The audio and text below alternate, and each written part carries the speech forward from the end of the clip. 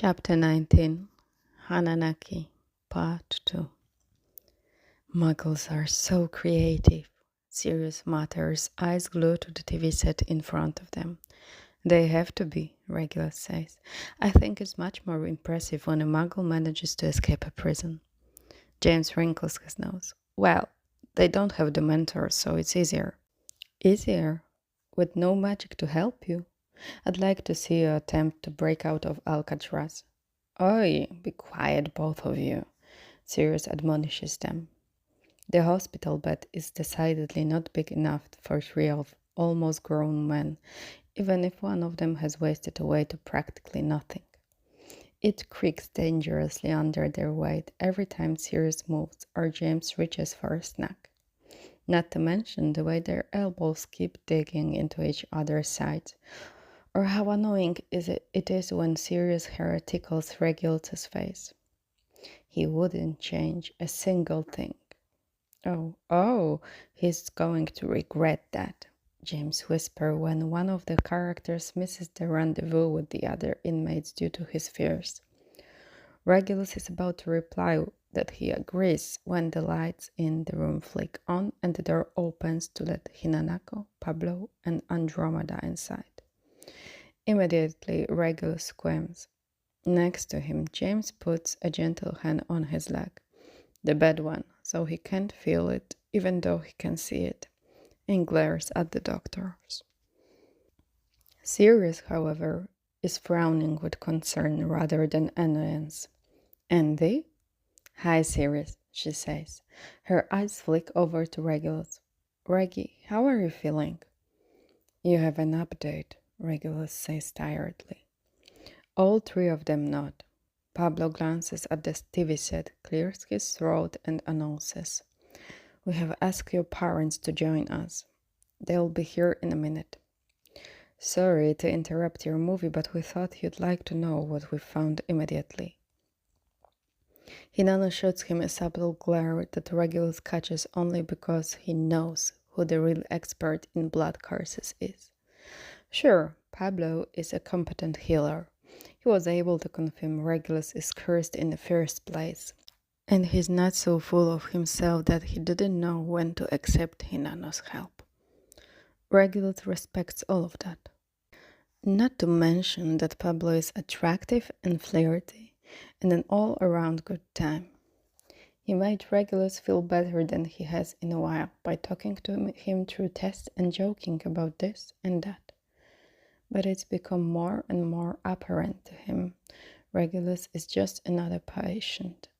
At the end of the day, he still did tests that were a bit too risky and put Regulus through his paces a bit too easily in the name of finding answers. There's nothing wrong with that, he supposes, except that Hinano has shown him things can be different. Hinano, Regulus says, I'd like to hear it alone first. Reggie, Sirius starts, but Regulus glances at him and he stops. Please, Sirius, wait for Effie and Monty outside. When they arrive, you can come in and we can have a meeting or whatever you would like. But I need to know now, and I need to hear it alone first. Are you sure? James asks him gently. We'll leave, but maybe Sirius. Regulus shakes his head. Please. They nod and slide off the bed. Andromeda sighs. Clearly, she already knows what it is. They must have found something in her records and, together with Hinano's expertise, well, Regulus is pretty certain he's about to find out whether he'll live to see another birthday. Pablo kisses his teeth.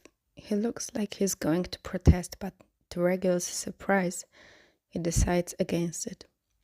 With a firm nod, he's the last one to leave the room.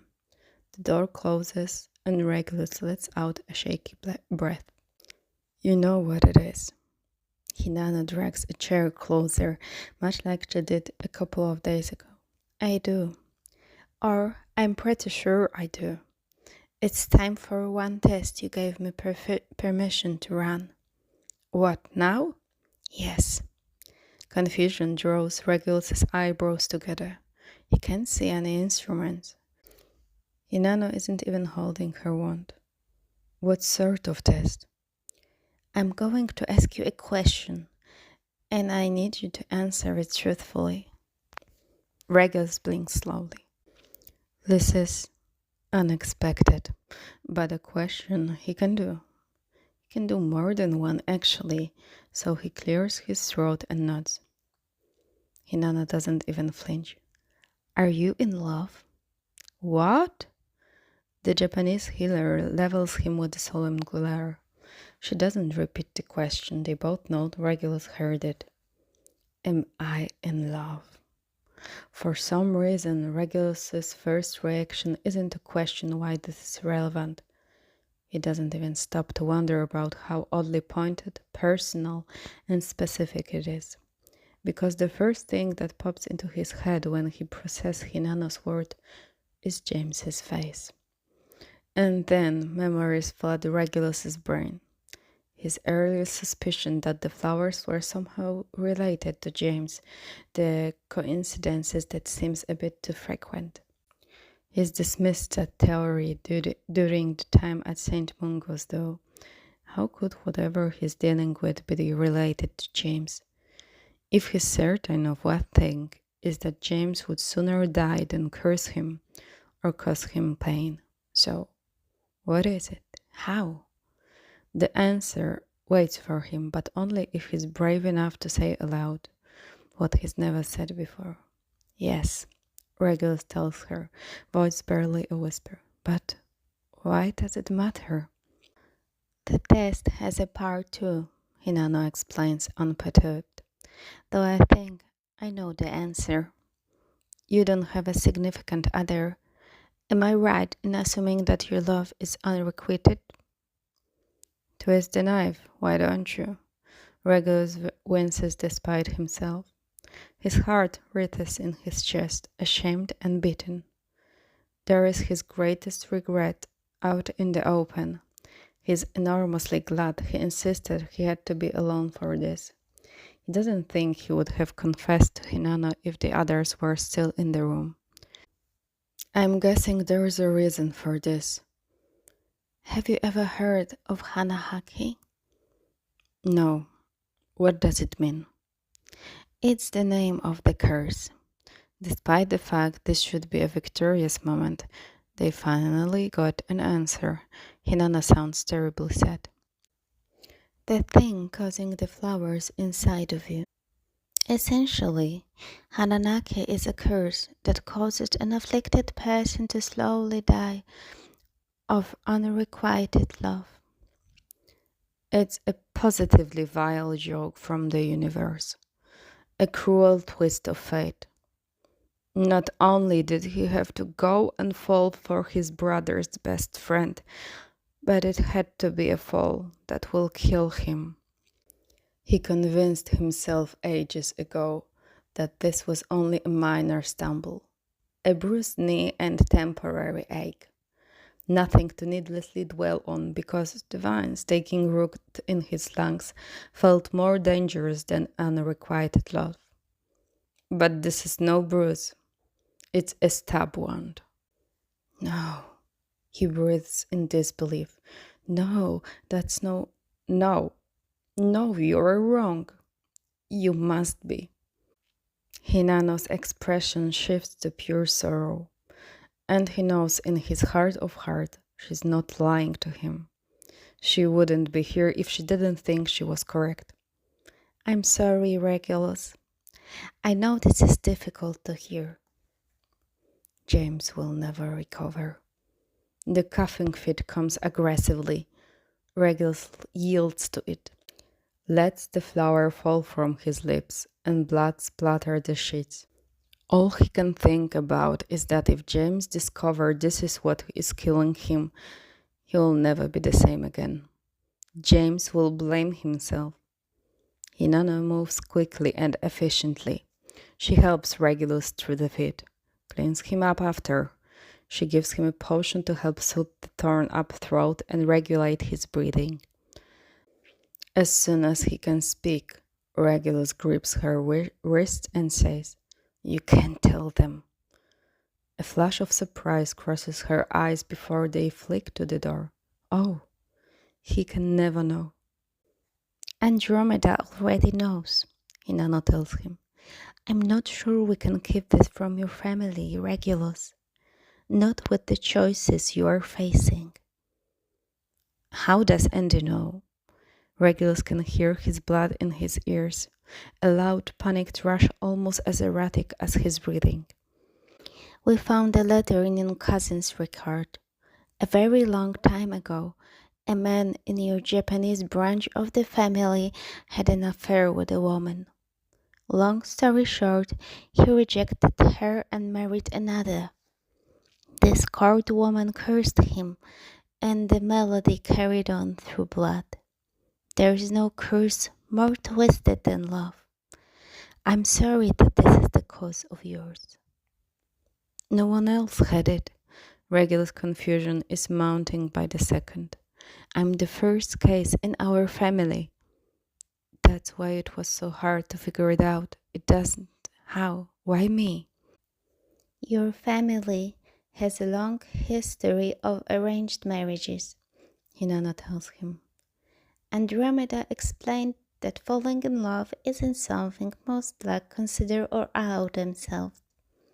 The curse is triggered by unrequited love, so it only comes into effect if the other person doesn't love you back. Two people who are in love but can't be together aren't the same as two people dealing with one-sided love. Regulus thinks of Narcissa and Alice. He always wondered if Alice loved Narcissa back. It seems he now has his answer. Still tragic, just not deadly.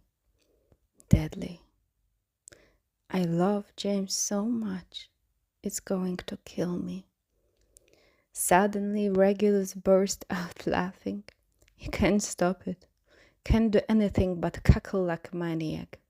Tears run down his face as he dissolves into hysterical giggles.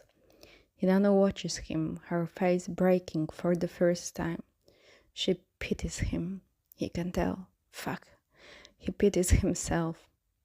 The door opens and Effie's alarmed face pops in. Is everything okay? Hinano looks to him, a question in her eyes, and Regulus manages to contain his fit of laughter enough to tell her. Let me tell them, please. With Effie standing there, he can't very well say. I need to make this sound like something that doesn't allude to the pitiful reality that I'm in love with someone who'll never love me back. Oh, and that's he's just outside of his room. But Hinano gives him a single firm nod, and Regulus is beyond grateful she's here. Pablo slips into the room behind Effie. He frowns, opens his mouth, but Hinano looks to him sharply. Regulus can explain to his family and friends on his own. He understands the nature of it. Wait, Regulus reaches out to grab Hinano's wrist. Is there... You didn't say, but is there a cure? Yes, Pablo says empathically. Regulus doesn't like his tone. There's an underlying current of excitement to it, and he knows before Pablo opens his mouth that this will be the revolutionary and medical marvel, an absolute once-in-a-lifetime opportunity, you see, Pablo finishes, and Regulus realizes he finds this Pablo much less attractive. This one looks at Regulus and sees an experiment, a chance for publication and credits to his name. Maybe when he first arrived, Pablo saw a dying teenager who'd just lost his hopes and dreams. But the look in his eyes, the unbridled eagerness, makes Regulus' lips curl. Get out, he snaps, much to the surprise of everyone in the room. Pablo startles. Excuse? Get out. Regulus pushes up in bed, his anger a sudden burst of strength. He knows where it comes from.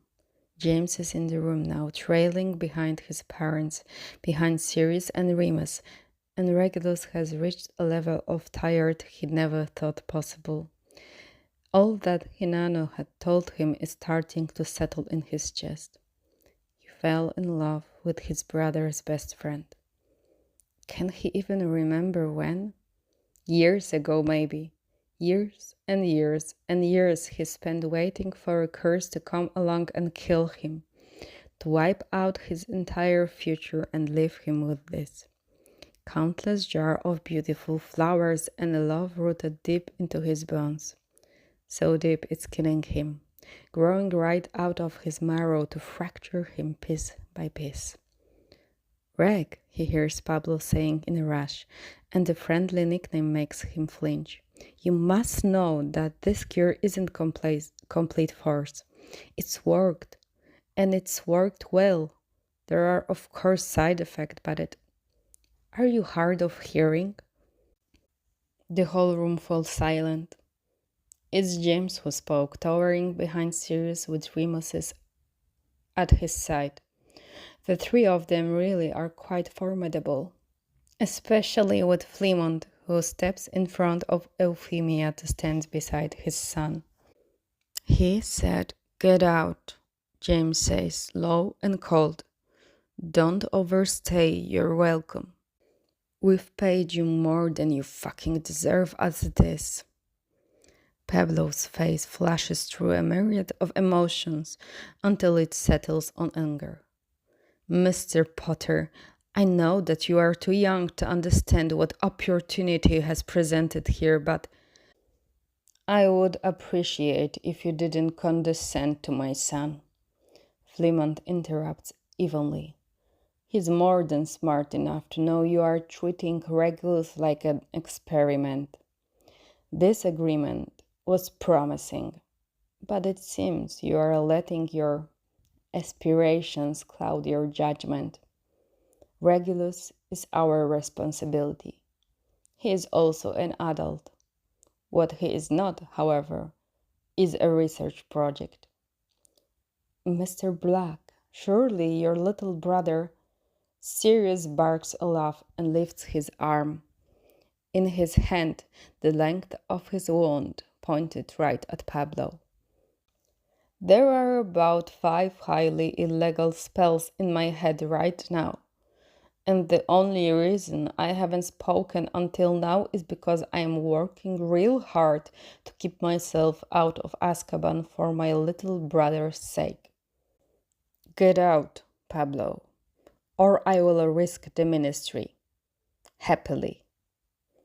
Pablo doesn't bother walking out. He apparates right from his spot with a sharp crack, and in his wake, the entire room breathes a sigh of relief. "Really fucking hated that guy," James mutters, rolling his shoulders back.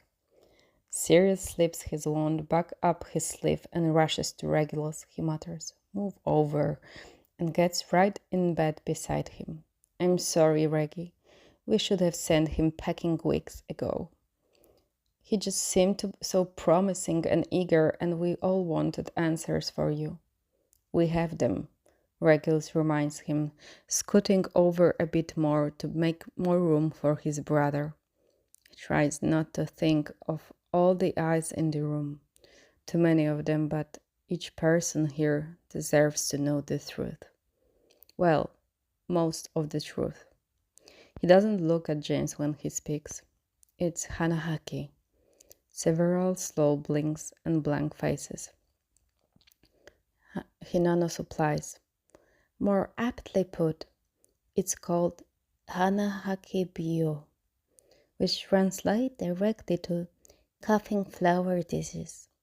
It's quite rare, and to see it as a blood malediction is almost unheard of. There are less than 5 cases in the last 500 years, and none are from your family. Andromeda found letters. He continues, still looking only at Sirius. And in them, a woman cursed our family line. It's laid dormant until now. Until me. He can see confusion etched into Sirius's features. He can see the why and how and what does that mean, clear as day. But he isn't quite ready to tell Sirius that the reason he's dying is in his room, staring with wide eyes behind round glasses. Truthfully, Regulus may never tell Sirius the truth. No one needs to know. What would it change anyway? So, it causes this? Effie gestures to the jars lined up at Regulus's beside. And the flowers growing in his lungs? There are stages, Hinano explains, patting Regulus's leg. Rest, it seems to say. The first petal is the start. It's often triggered by an emotional response. Hanahaki is a curse triggered by emotions, but it is incredibly difficult to pinpoint exactly which one. Regulus could kiss her for her absolute brilliance of her mind, as she explains, but still scares the full truth. The woman who cursed your bloodline likely intended for a very specific trigger. But she didn't exactly give us the recipe for her curse, did she? She shoots Regulus a wry smile. The curse progresses in stages, once triggered, though it can progress faster for some and slower for others. Of the 5 cases we know, Regulus is by far the longest surviving victim I've seen. Denial, he realizes, might have been what gave him a few extra months of life. His time at Hogwarts spent searching, determined to find a cure for what he couldn't name. It wasn't until he let himself acknowledge his feelings, to own them, no matter how much they hurt, that the curse progressed rapidly. Regulus wants to laugh again. Memories assault him of James's birthday party, of the first time he really let himself think. Maybe I feel more than I thought. He stifles his laugh with a cough. There is no cure per se, Hinano continues, turning her attention to Regulus. I don't necessarily believe in such a thing, not in the way Pablo seems to, but it's like I said, you are not the first. There have been attempts in the past, and some have worked, but, well, I don't think you are going to love the odds. Tell me, Regulus says firmly, when he amends with a glance around the room. Tell us, please. There is a procedure. The vines in your chest, the flowers in your lungs, we can remove them. It will take hours, and the recovery will take weeks of close monitoring, but we can remove what's growing inside you. But I thought it will require highly skilled healers. Myself and a few others I can bring in from Japan will be able to perform it. Hinano pauses, and the weight of it prompts Regulus to speak. There is more, he whispers. Isn't there? Hinano nods. The problem with removal is that these flowers and vines are part of you, Regulus. They are a physical manifestation of what we discussed. Regulus ignores the pointed glance from Sirius and James. To remove them is to... She takes a deep breath, bracing herself. You will lose the ability to love, Regulus. Pablo would tell you that you might lose the ability, but there is a much higher chance that you will than you won't. Love? Sirius asks, dumbfounded. Why would... Not here, Regulus hisses. Not now. Let her finish. In some cases, people lost their ability to pursue romantic love. In others, they lost all love. For siblings, for family, for friends. One lost nothing at all. It seems unpredictable. Hinano wrings her hands. It's the first time her careful, neutral mask has cracked. I can't promise that you will come out of the surgery the same person. You might, but there is also a risk you will come out someone else. Someone who can't love, Hinano meets his gaze, unflinching. That is my fear, yes. It's Sirius who asks, but would it save his life? Would removing the vines and all of that, would it save his life? Yes. Reggie. Sirius turns to him, eyes wide. Reggie, you have to. There is a cure, don't you see? Regulus rears back from the sudden burst of an excitement. Don't you see? He asks, a bit breathless. She's telling me that removing them comes with a risk. A risk that I'll be someone else. I might not even love you when it's all over. But you'll be alive. At what cost? Regulus's voice rises steadily with each word. Our parents didn't love one another, and look at what it cost them. Our parents didn't love their children, and look at what it cost us. What would you do if you couldn't love Remus?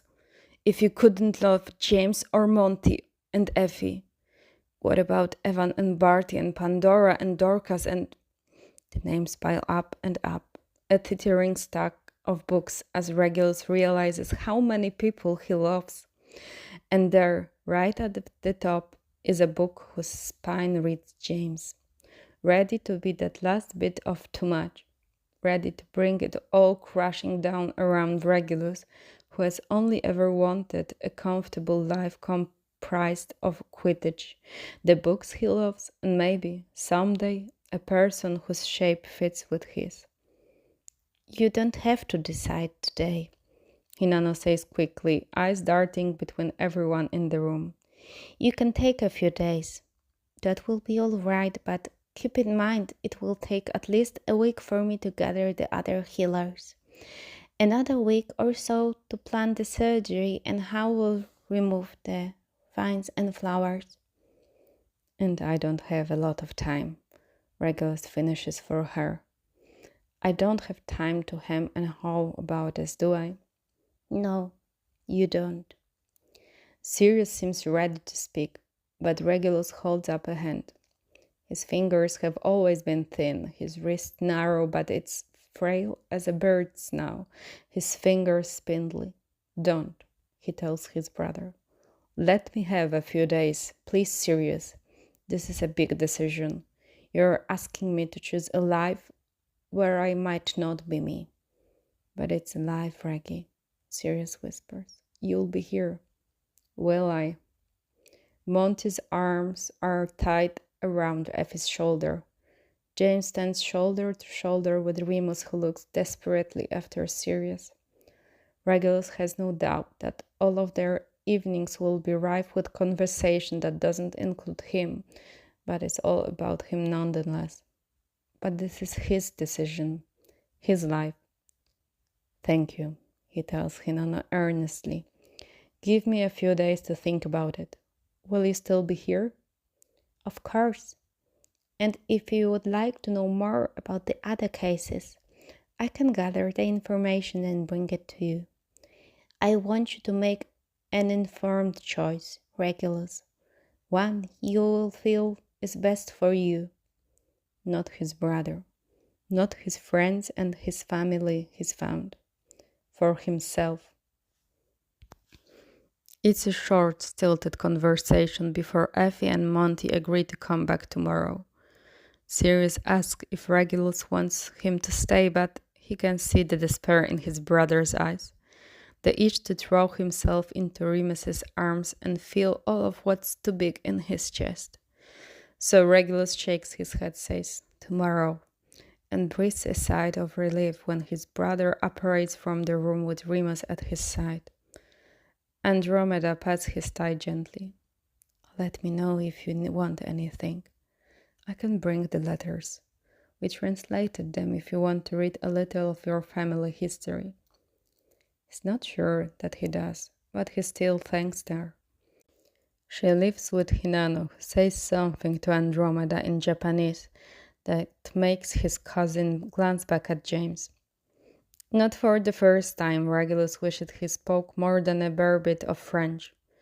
Andromeda's gaze is sharp, her eyes narrowed, but before Regulus can think much of it, She follows Hinano from the room.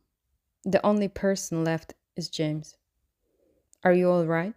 He asks, coming to Regulus's beside. He doesn't try to sit. Well, it was a lot, I imagine. It was. Regulus settles back in his pillow, heart hammering in his chest. I'm in love with you, and it's killing me. I'm in love with you, and all I can do is die about it. Regulus wishes he could find it in himself to hate James, but it isn't his fault. I'm tired, he tells James instead. I think I'm going to go ahead and sleep for a while. Right. Sure. Yeah, of course. James lays a hand on his thigh. It's his good leg this time, and the heat of James's touch makes him want to cry. He coughs instead. A single petal right into the palm of his hand.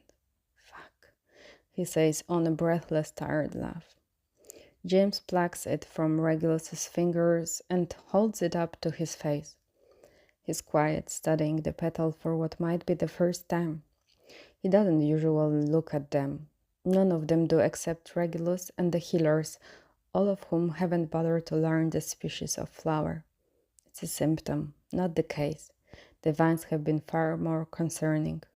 So it takes him by surprise when James says, soft and under his breath, Oh, what? Do you know what kind of flower this is? No, I never figure it out. Regulus' eyelids drop heavy with exhaustion. I gave up months ago, and the healers didn't seem concerned either. I can't believe none of us noticed it before, James murmurs. I guess we were all too worried about you to pay much attention to them, but... Regulus opens one eye. Why won't James just go? Spit it out. What? They are Venezuelan orchids, Rick. Ma used to keep them on the table. She hasn't since. James spins the petal between his fingers, brows drawn close together. I guess it doesn't matter, though. You could be coughing up peonies or daffodils, and the result would be the same. Regulus watches James unscrew the newest jar and drop the petal inside. His brain is glitching from exhaustion and the final answer. A Venezuelan orchid. The world really is this cruel. Let me know if you need anything, James says, squeezing his shin. Or if you just want to talk. I know it's a big decision. No matter what you choose, we'll back you up, okay? Okay. Regulus feels like he might start suffocating if James doesn't leave now. Thanks. James gives him a small smile, takes one last look at the jar of flowers, and apparates from the room. Regulus has only half a second before he's laughing, then he's crying, then he's doing both, and everything hurts inside and out. James is right. It doesn't matter what he's coughing up, because the results are the same. The healers didn't even bother. The what was less important than the why, and Regulus forgot all about it himself.